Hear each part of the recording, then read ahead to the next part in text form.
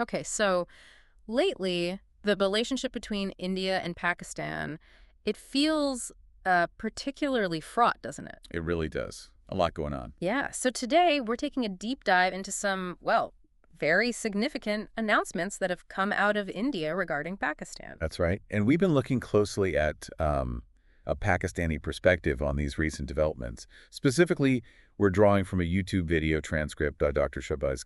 Right.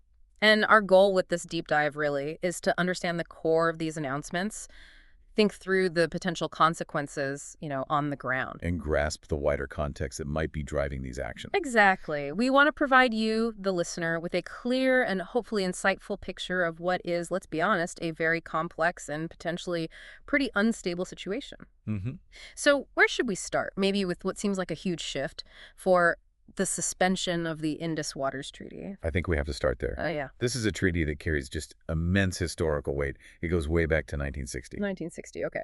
Yeah, and it essentially divided up the water resources of the Indus River system. So the eastern rivers, that's the Ravi, Beas, and Sutlej, they were allocated to India. India got control there. Okay. But critically, the western rivers, the Indus, Jhelum, and Chenab, were designated for Pakistan. And crucially, there was a provision that India should not stop their flow toward Pakistan. And this treaty, it hasn't just been like words on paper, has it? I mean, it's weathered some serious storms over the decades. Oh, absolutely. Its longevity is, frankly, quite remarkable. It actually survived three major wars between India and Pakistan. 3 wars. Which ones? 1965, 1971, and even the Kargil conflict in 99. Wow. That really speaks volumes about how essential both sides must have viewed it, or at least how essential it was seen. Exactly. At least until now, it seems. So, what exactly has India announced regarding this treaty? What's the news? Well, the announcement is pretty stark. India has declared a suspension of this long-standing Indus Waters Treaty. A suspension. Not modification, not renegotiation, but suspension. That's what's reported, yes. Suspension. That has to send shockwaves, especially when you think about how utterly vital water is. I mean, for everyone, but particularly in that region. Absolutely. You really can't overstate it. For Pakistan, the Indus River system is, well, it's lifeblood. Simple as that. So, suspending the treaty, the implications could be huge. Immediately, yeah. Yeah. It raises serious concerns about water scarcity, the potential for severe, widespread drought. Which hits agriculture hard. Devastatingly hard. Pakistan's agricultural sector is so heavily dependent on those river waters. So, the strategic gain for India beyond pressure is one question. Right. Does it set a precedent? What about regional stability? These are the big questions swirling around this. And this isn't the first time water's been a flashpoint, is it? I seem to recall disagreements before, maybe about dams. You're right, it's not new ground entirely. Pakistan has previously raised concerns, even pursued legal action internationally, Over what specifically? over India's construction of dams on the Jhelum and Chenab rivers. Pakistan argued these projects disrupt the water flow they're entitled to under the treaty. Okay, so there's existing friction there. Now, the source material, Dr. Gill's analysis, it suggests there's some debate within Pakistan itself about whether India can even legally just suspend this treaty unilaterally. Yes, that's a key point raised. Some Pakistani commentators, including those mentioned in the transcript, argue that, legally just canceling or suspending a treaty like this, especially one brokered by the World Bank, It's not straightforward. is really not straightforward under international law. Right. Usually you'd need significant breaches by the other party, which Pakistan would likely dispute vigorously. There's always a but in these situations. But yeah, these same commentators also acknowledge the power dynamics at play, the reality on the ground. Meaning India might just do it anyway. There's a very real concern expressed that India might proceed regardless of the legal arguments. Which then raises the question of, well, what practical leverage does Pakistan actually have if India ignores the treaty? What are their diplomatic options? Okay, so that's potentially enormous. A huge development with really far-reaching implications. Yeah. What else has India announced? It sounds like this wasn't an isolated action. No, not at all. The second major area involves pretty significant visa restrictions and a noticeable diplomatic downgrade. Okay, let's break that down. What specific measures are we talking about? Okay, first, India has essentially imposed what looks like a comprehensive visa ban on Pakistanis.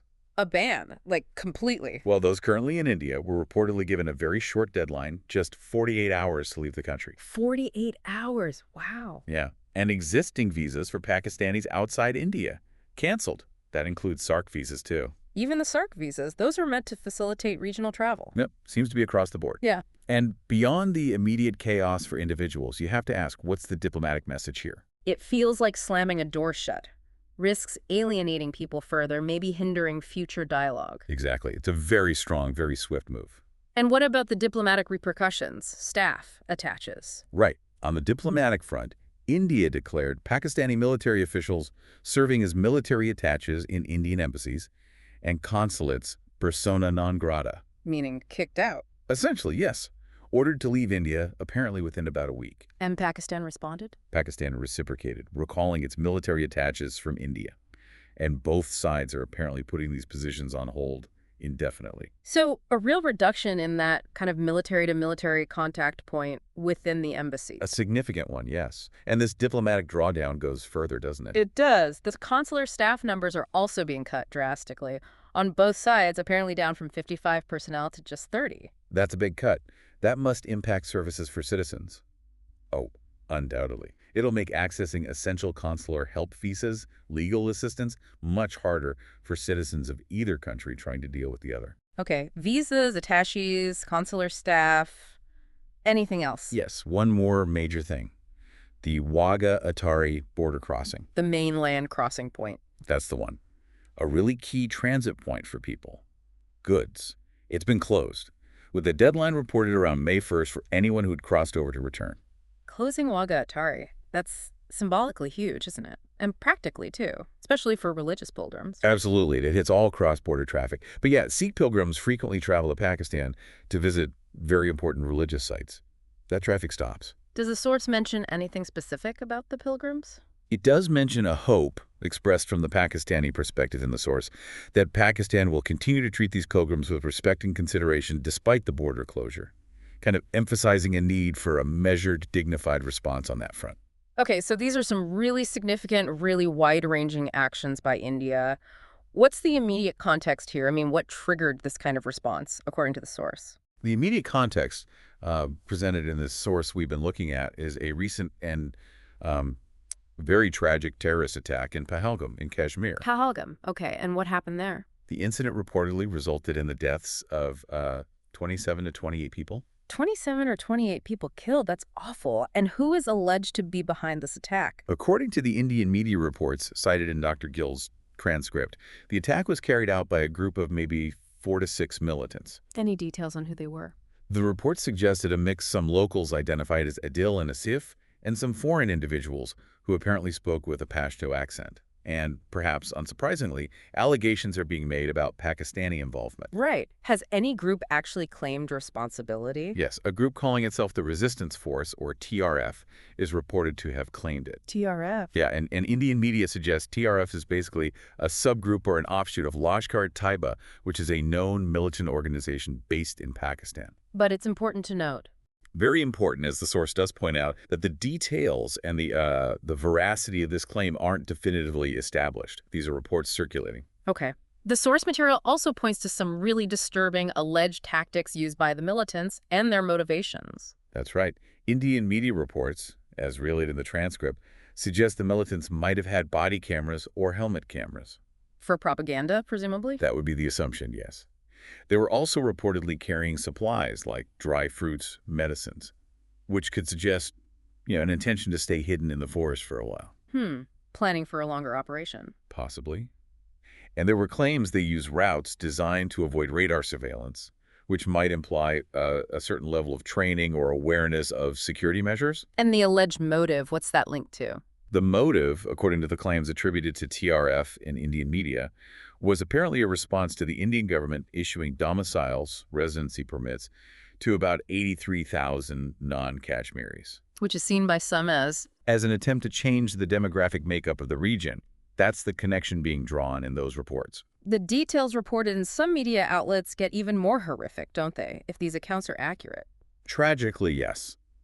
Some Indian media outlets reported truly gruesome details. Allegations that victims' private parts were exposed. To determine their religion? That was the allegation, yes, to determine religious affiliation before they were killed. And also reports that women were spared while men were targeted. Again, very serious allegations, not independently confirmed, but they were reported. It's hard to even process that. What's been the reaction on the ground in Kashmir after this attack? What are the reports saying? Well, the aftermath, as reported in the media and mentioned in the source, includes things like the detainment of a large number of people, maybe 1,500 workers, other ground-level individuals for investigation. A dragnet, almost. It sounds like it. Also reports of increased surveillance helicopters, other equipment being used to monitor the region much more intensely. And specific individuals being questioned. Yes, locals, including those individuals named earlier, Adil and Asif, reportedly being interrogated. And some media outlets claim arrests have been made, people who allegedly provided reconnaissance or equipment to the attackers. But it's crucial to stress. Absolutely crucial. The source itself emphasizes these are largely media reports, not official government statements confirming all these details. Need to be cautious with the specifics. Right. Were there any reports about security lapses that might have allowed this attack to happen? Yes, some reports highlighted potential security failures.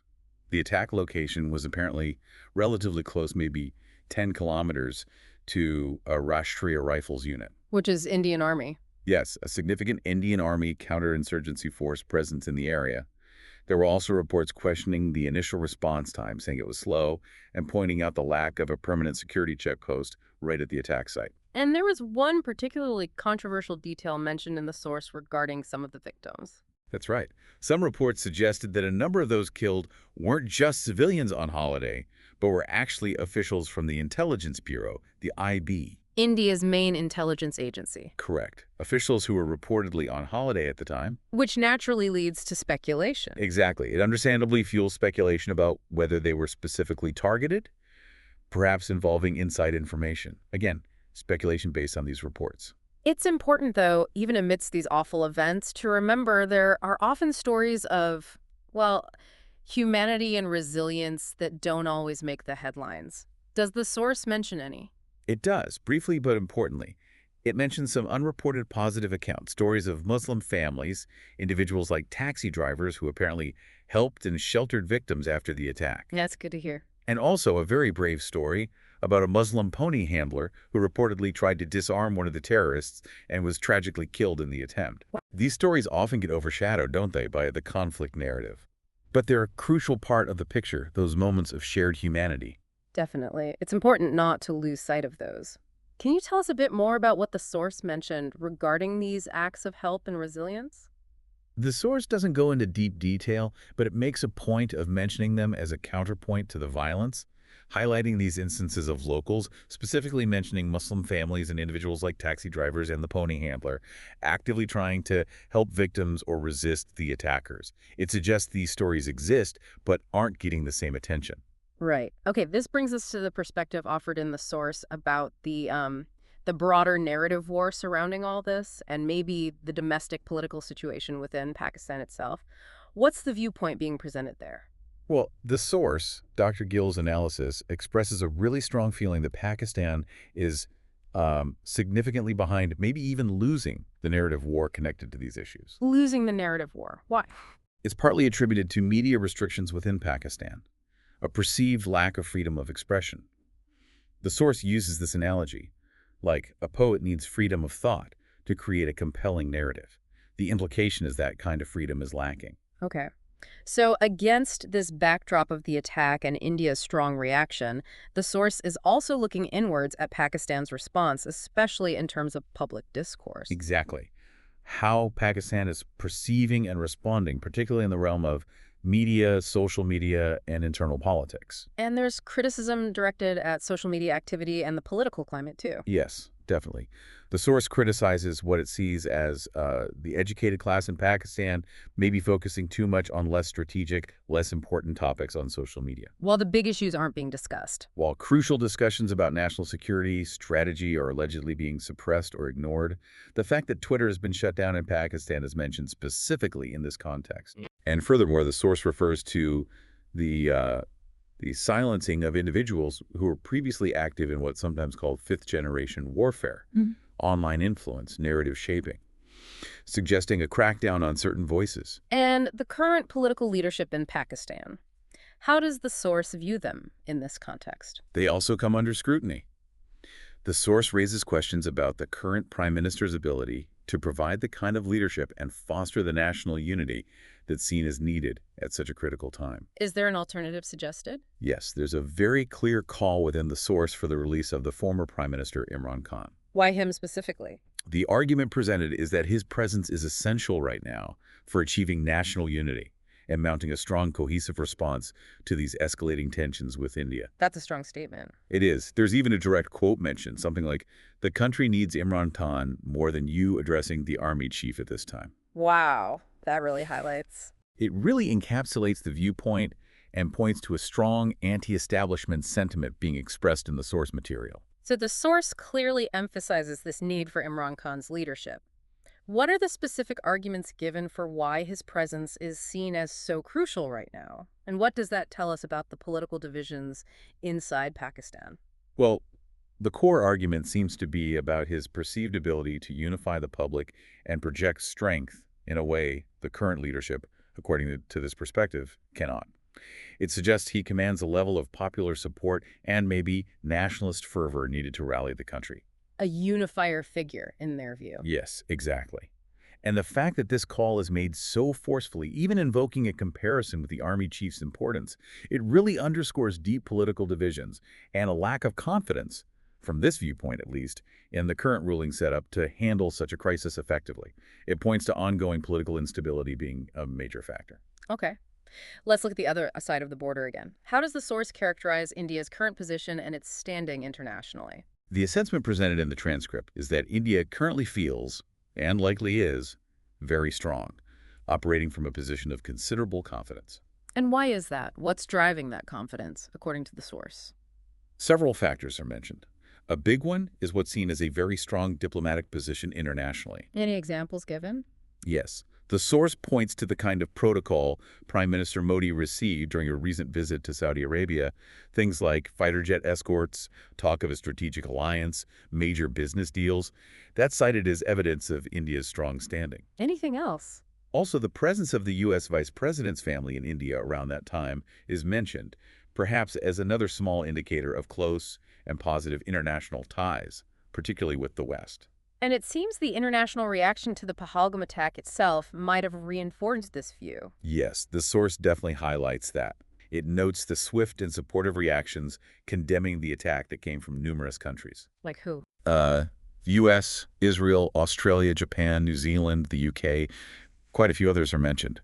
Supportive statements came out quickly. And this is contrasted with? It's directly contrasted with Pakistan's perceived isolation, feeling isolated both within the broader Muslim world and also potentially seeing strained relations even with its long-term ally China. That's the picture painted. Okay. Finally, the source touches on what it sees as a fundamental difference in how decisions get made in the two countries. Right.